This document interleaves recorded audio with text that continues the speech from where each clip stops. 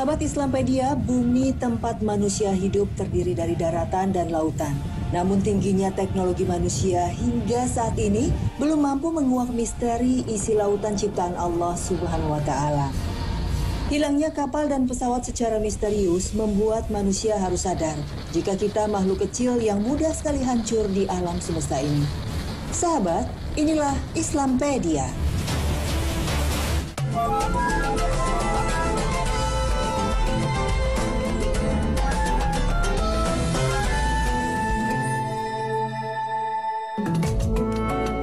Assalamualaikum warahmatullahi wabarakatuh. Sahabat Islampedia yang beriman, Allah Subhanahu wa Ta'ala menciptakan bumi berupa daratan dan lautan. Komposisi daratan dan lautan di bumi adalah 29% berupa daratan dan 71% berupa lautan. Tak seperti daratan yang dapat kita lihat dengan kasat mata, kehidupan lautan hingga kini masih menyimpan sejuta misteri. Namun di balik keindahan terumbu karang dan keanekaragaman hewan, lautan juga menyimpan misteri kekuatan yang mematikan. Meski teknologi sudah tinggi, namun masih sangat jauh untuk mengungkap misteri lautan di atas muka bumi. Di dalam Al-Quran terdapat 45 ayat yang menyebutkan darat dan lautan. Komposisinya 32 ayat menyebut lautan dan 13 ayat menyebut kata daratan. Jika dibuat persentase, jumlah ini sama dengan komposisi jumlah lautan dan daratan di bumi, yaitu 71% lautan dan 29% daratan. Ini menjadi bukti awal jika Allah sebagai Sang Pencipta telah menuliskan semua pada Al-Quran jauh sebelum teknologi berkembang. Masya Allah. Sahabat, samudra menyimpan keindahan alam di bawah laut, ikan dan hewan-hewan laut yang bisa kita manfaatkan. Hal ini sudah disebutkan Allah dalam Al-Quran jauh sebelum manusia mengenal ilmu pelayaran dan penyelaman. Dalam surat An-Nahl, Allah berfirman, "Dan dialah Allah yang menundukkan lautan untukmu, agar kamu dapat memakan daripadanya daging yang segar, dan kamu mengeluarkan dari lautan perhiasan yang kami pakai. Kamu melihat bahtera berlayar padanya, dan supaya kamu mencari keuntungan dari karunia-Nya, supaya kamu bersyukur." Namun sahabat, di balik isi lautan yang dapat memberikan manfaat kehidupan bagi manusia, lautan juga menyimpan banyak misteri yang bisa mendatangkan kehancuran bagi manusia. Salah satu lautan yang terkenal mematikan ada di segitiga Bermuda. Kawasan selatan Atlantik antara Florida, Puerto Rico, dan Bermuda selama lebih dari 1 abad masih menjadi misteri. Tercatat ada 50 kapal, 20 pesawat, dan lebih dari 1.000 nyawa lenyap di kawasan ini dalam 100 tahun terakhir. Kapal dan pesawat yang melintasi wilayah ini hilang secara misterius hingga wilayah lautan ini disebut kawasan segitiga setan. Ada yang mengatakan kapal yang hilang raib karena menghalang gelombang setinggi 30 meter dan terhisap ke dalam lautan. Ada pula yang mengatakan jika ada monster besar di dalam lautan ini. Hingga ada yang mengatakan jika di kawasan ini merupakan kerajaan iblis. Misteri segitiga akhirnya diungkap dalam sebuah penelitian NASA pada tahun 2016 yang menangkap foto satelit adanya awan pantai yang membentuk heksagonal. Dari foto ini akhirnya diteliti dan disimpulkan jika fenomena ini merupakan bom udara yang jatuh mengenai laut dan membentuk tumpukan gelombang. Bom udara inilah yang bisa menghancurkan pesawat, dan badai ombak yang dihasilkan dapat menenggelamkan kapal. Wallahu a'lam.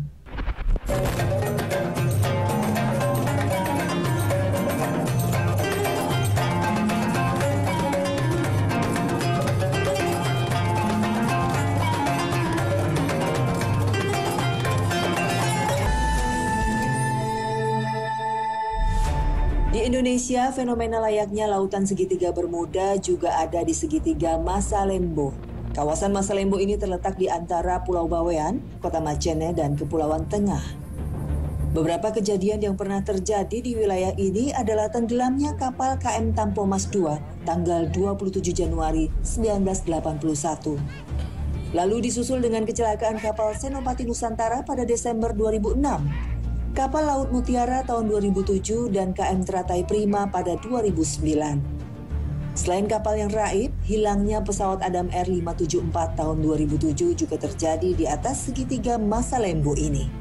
Dari rentetan hilangnya kapal dan pesawat inilah yang membuat perairan ini akhirnya dijuluki sebagai segitiga Bermudanya Indonesia.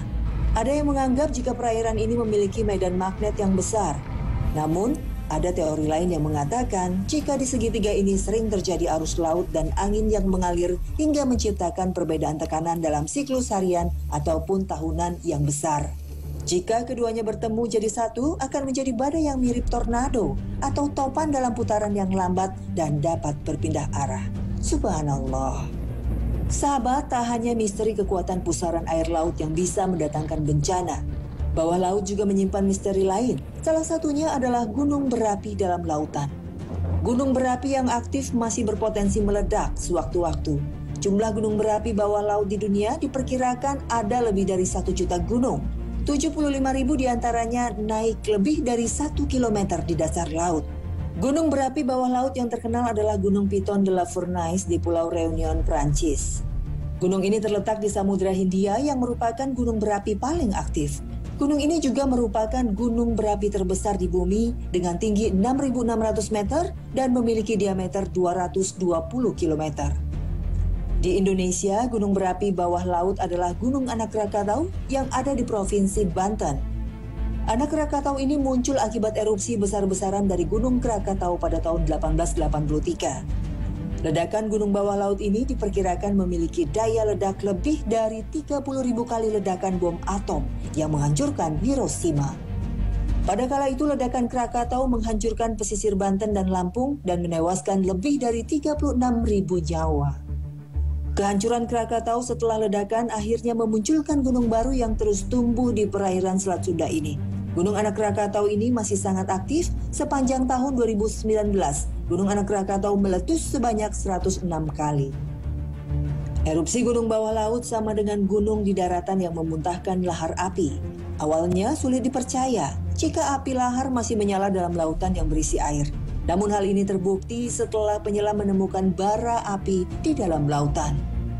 Fenomena adanya api dalam lautan ini ternyata sudah ditulis dalam Al-Quran surat At-Tur ayat 1-6 yang berbunyi, "Demi Bukit Sinai dan kitab yang ditulis pada lembar terbuka, demi Baitul Ma'mur, demi atap yang ditinggikan, dan laut yang di dalamnya dasarnya ada api." Dalam ayat ini jelas disampaikan bahwa sejak abad 14 jauh sebelum ditemukan teknologi penelitian dan penyelaman, Allah sudah menuliskan jika Ia menciptakan lautan yang di dalamnya juga terdapat api. Maha suci Allah dengan segala firman-Nya.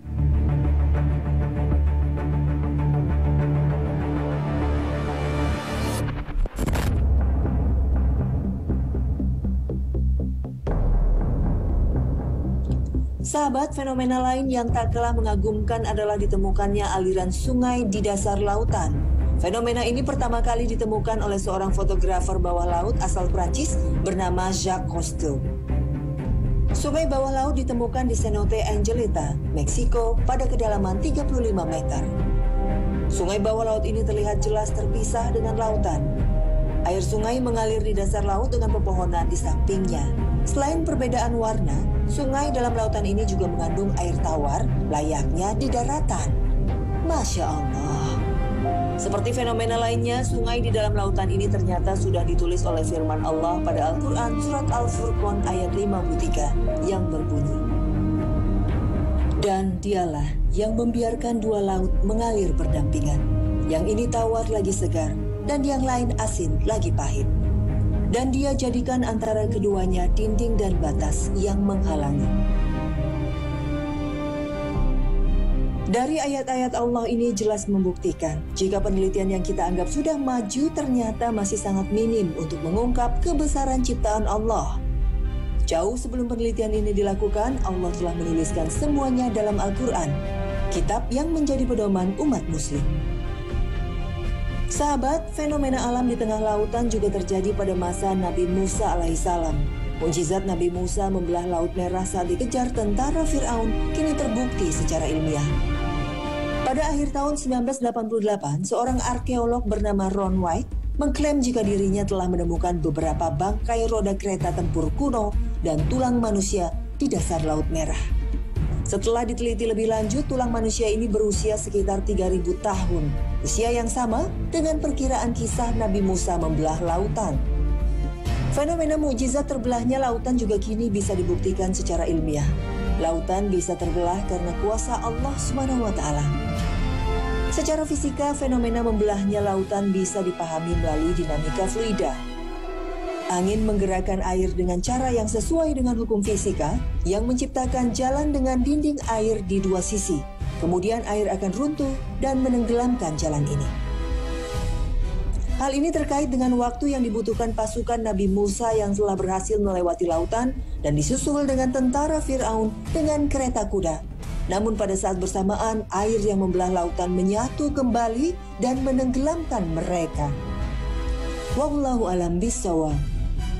Sahabat, adanya penemuan ilmiah harus diimbangi pula dengan ilmu agama yang kuat.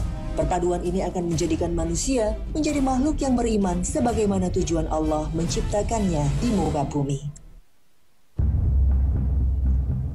Sahabat, alam bawah laut juga menyimpan sejuta kekayaan yang kita tidak ketahui berapa banyak jumlahnya. Seperti yang telah disebutkan dalam Al-Quran, ikan dan hewan laut lainnya menjadi sumber yang bisa dimanfaatkan manusia. Kini kekayaan hasil laut ini menjadi komoditas sebagai sumber pendapatan negara. Saat ini pendapatan negara dari hasil laut mencapai 30% dari total gross domestic product atau GDP negara. Tak hanya untuk konsumsi masyarakat dalam negeri, hasil laut ini juga memiliki nilai ekspor yang tinggi. Untuk itu, kawasan perbatasan laut suatu negara harus ditentukan jelas agar tidak ada permasalahan dalam pencarian ikan. Sebagai negara dengan hasil laut yang melimpah, kawasan laut Indonesia seringkali menjadi incaran kapal asing untuk mencuri hasil laut. Sepanjang tahun 2014 sampai 2019, ada 488 kapal asing yang ditenggelamkan karena kedapatan mengambil ikan di perairan Indonesia. Astagfirullahalazim. Sahabat, hasil bawah laut tak hanya berasal dari ikan. Kekayaan mineral bawah laut juga membawa manfaat bagi manusia dengan nilai yang sangat tinggi. Proses pengambilan mineral lepas pantai atau deep sea ini biasanya dilakukan di sekitar kawasan celah hidrotermal pada kedalaman 1.400 sampai 3.700 meter di bawah permukaan laut. Celah ini menciptakan deposit sulfida yang berisikan logam mulia seperti perak, emas, tembaga, mangan, kobal, dan seng. Berdasarkan penelitian, hasil tambang mentah yang ditemukan dasar laut memiliki konsentrasi yang lebih tinggi daripada tambang darat. Sahabat, selain mineral logam, bawah laut juga menyimpan cadangan minyak yang melimpah. Pengambilan minyak lepas pantai ini dilakukan di anjungan lepas pantai. Anjungan ini memiliki sekitar 30 mata bor. Dalam sehari ada ratusan kapal tanker di Indonesia yang mengangkut hasil tambang lepas pantai. Dalam sepanjang tahun 2019, pendapatan negara dari hasil tambang mencapai 45 triliun rupiah. Masya Allah. Sahabat, dalam sebuah negara, lautan juga menjadi bagian yang sangat dijaga. Selain memiliki kekayaan alam yang melimpah, lautan bisa menjadi pintu masuk negara pengintai. Pengintaian negara ini bisa dilakukan dengan kapal selam. Kapal selam yang seringkali kita kenal sebagai kapal untuk berwisata melihat pemandangan laut, ternyata memiliki fungsi pertahanan negara yang sangat besar. Seperti yang dilakukan oleh Rusia, negara ini terus meningkatkan pertahanan negara dari darat, laut, dan udara. Pada tahun 2018 lalu, Angkatan Laut Rusia meluncurkan uji coba rudal balistik antar benua atau ICBM Bulava dari kapal selam bertenaga nuklir. Rudal Bulava didesain untuk armada kapal selam nuklir Rusia kelas Borei yang mampu membawa 10 hulu ledak nuklir berdaya jelajah 8.000 km. Tak hanya Rusia, untuk menjaga pertahanan, Indonesia juga memiliki kapal selam. Bahkan kini kita patut bangga bahwa Indonesia telah berhasil membuat kapal selam sendiri yang diproduksi PT PAL. Kapal selam pertama buatan anak bangsa ini bernama Alukoro telah sukses menjalani tes nominal diving depth di perairan utara Pulau Bali dan berhasil menyelam hingga kedalaman 250 meter.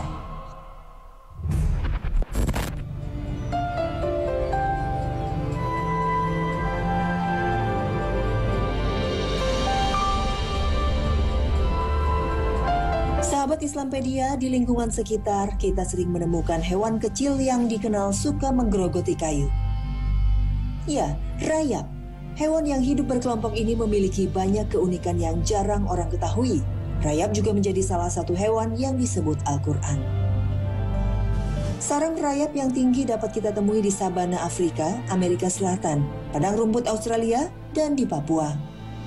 Bahkan di Brazil terdapat daratan sarang rayap yang luasnya 2 kali luas Pulau Jawa. Seorang peneliti bernama Roy Funch menemukan struktur tanah yang dirasa aneh di Caatinga, wilayah yang terletak di bagian timur Laut Brazil.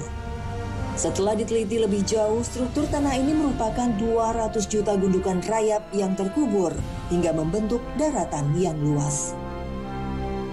Hewan yang memiliki nama ilmiah Infraudoisoptera merupakan serangga sosial.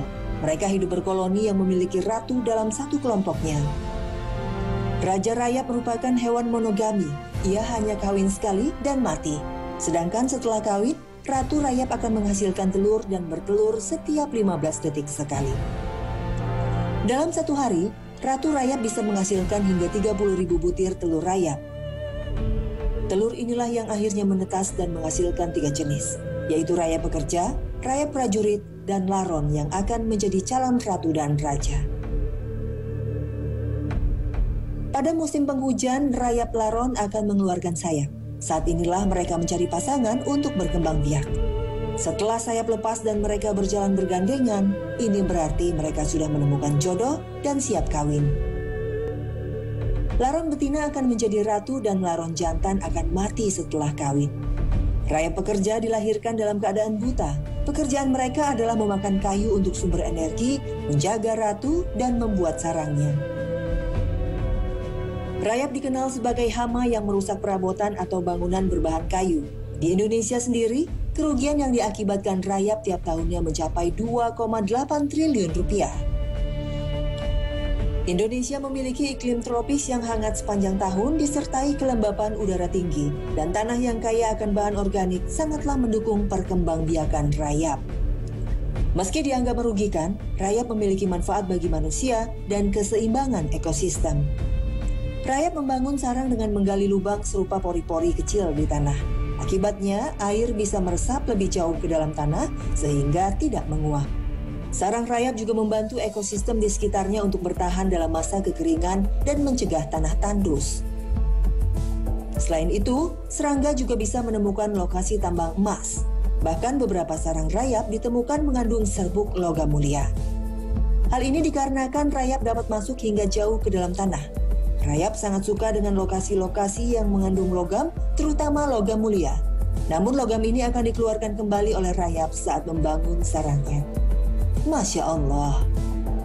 Sahabat Islampedia, nama rayap juga tertulis dalam Al-Quran Surat Saba ayat 12. Dari ayat ini rayap dijelaskan sebagai pertanda wafatnya Nabi Sulaiman.